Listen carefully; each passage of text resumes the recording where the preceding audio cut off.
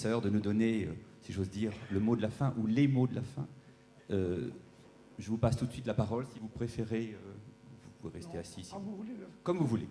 Si vous voulez solenniser la fin. À propos de ce qui vient d'être dit, allez-y. Je ne suis ni musulman ni juif. J'ai été élevé dans la religion chrétienne, catholique. Ce qui m'a étonné, c'est de n'entendre à aucun moment un mot horrible, qui est le mot race juive. Alors il faut bien se souvenir que dans les débuts du XXe siècle, c'est un mot que l'on trouvait tout naturel de dire. Il y avait une race juive. Maintenant, les généticiens, et je fais partie, j'ai travaillé dans la génétique, savent que ça n'a pas de sens. Il n'y a pas plus de race juive que de race française.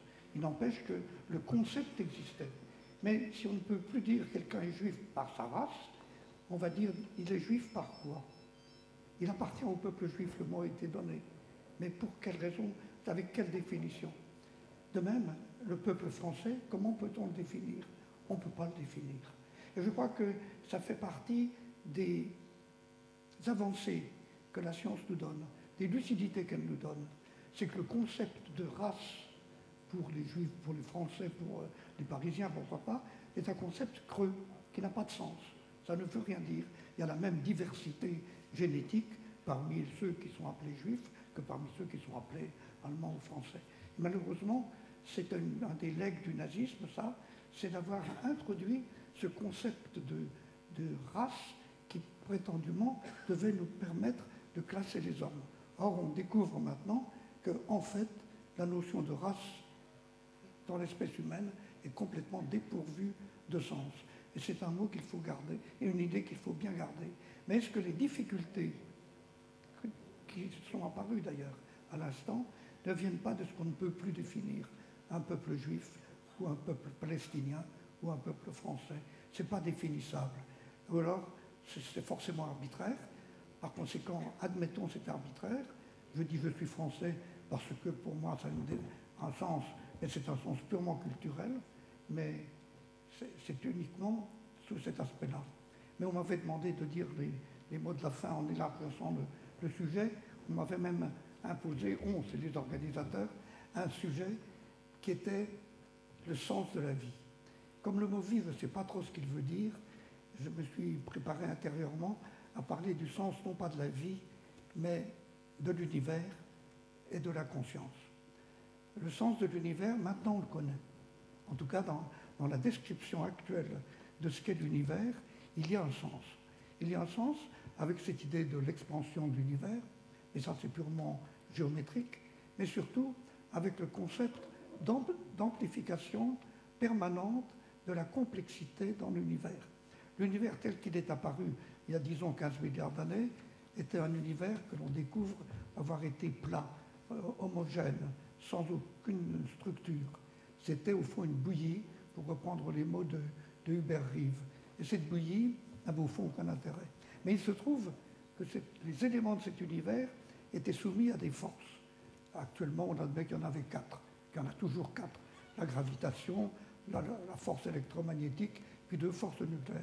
Avec ça, on explique tout ce qui se passe.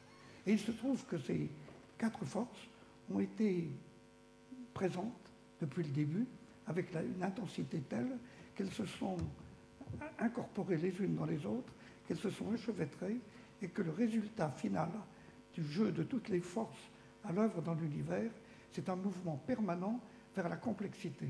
La complexité d'une structure, c'est le fait qu'elle est composée de beaucoup d'éléments divers et en interaction subtile.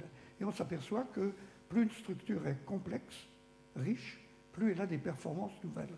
Si bien qu'on a la description actuellement d'un univers qui, depuis 15 milliards d'années, est devenu de plus en plus riche, de plus en plus capable de performances extraordinaires.